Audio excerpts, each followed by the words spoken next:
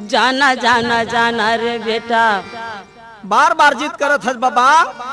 जाना जाना जाना हीरा मोर, मृत लोकी जाना जाना जाना जाना रे लोक जाना अहो सतना बाबा।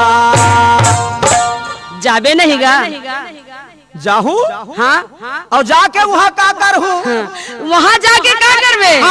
सत्य कारण नामे बेटा, सत्य कारण नामे लाला, मानव ला बताना, जाना जाना जाना मृत्यु लोकी जाना जाना जाना जाना रे लाला, मृत्यु लोक जाना जाना जाना जाना रे लाला।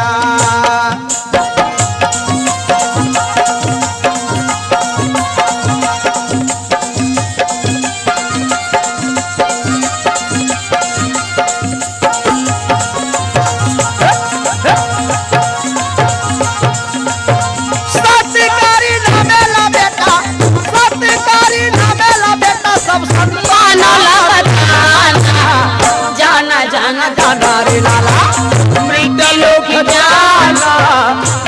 जाना जाना रे लाला, मृत्यु लोक जाना अहो सतना बाबा। जा बेटा, मोर बात ला मान के जागा।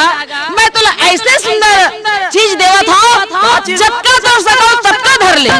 चीज देवा था बाबा? धरबे ना? कत्ते कम देबे? अरे बने एक बोझा धर ले। ओहो, एक बोझा हाथ तो लेते लेकर भोसक जही बाबा। ये नहीं जमत तो काबा में कबिया के धर ले।